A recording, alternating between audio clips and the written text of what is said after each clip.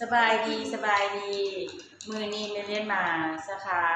เวียงจันทน์เนาะแฮปปี้พีมสาขาใหญ่อยู่นครหลวงเวียงจันทน์พอดีได้เวลากินกาแฟให้ได้รสชาติกินกาแฟให้คือตามที่เซลล์หรือร่างกายต้องการก็คือกินตอน9:30 11 โมงเนาะนี่ก็คือเวลากินกาแฟของมาเรียน11:57 นาทีเนาะเพราะว่าเราจะไม่ได้กินข้าวเที่ยงเนาะมื้อเช้าเราก็จะกินเพื่อสุขภาพก็คือตื่นมาเรียนจะกินโปรตีนเครื่องซองแล้วก็กินโปรตีนสีฟ้าเพื่อดูแลลำไส้ให้สะอาดแล้วก็กินบางไม้กินผลไม้แล้วจะได้ไปกินข้าวนิดนึงอันนี้แบ่งปันเรื่องดีๆกินเนาะแล้วก็ที่รถมาแต่เหือนมันบ้านมันอยู่ไกลกับบริษัทพอดีท้องว่างก็มากินกาแฟลงน้ำนั่งเนาะนี่ก็ได้เวลากินกาแฟแล้วมาเด้อทุกคนมากินกาแฟในเรียนกินแล้วได้ยังไงกาแฟเฮากินแล้ว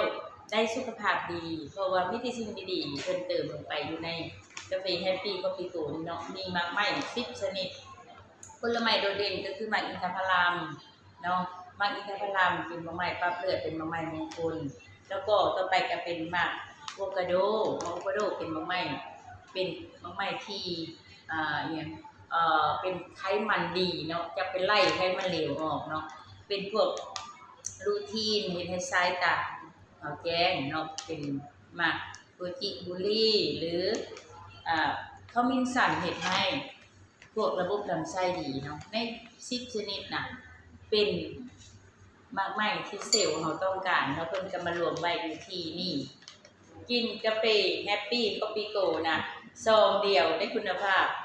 เต็มสูตรเนาะกาแฟไม่เลี้ยนน่ะกาแฟหลักร้อยแต่รายได้หลักล้านเด้อไม่เลี้ยนคอนเฟิร์มเนาะติดต่อมาได้56932929ต้องการแฟรนไชส์ทั่วประเทศลาวและทั้งภายในและต่างประเทศไม่เลี้ยนขอส่งต่อให้ทุกคนได้กินกาแฟแฮปปี้คอฟฟี่โกคลิปหน้าบอกกันใหม่บ๊ายบาย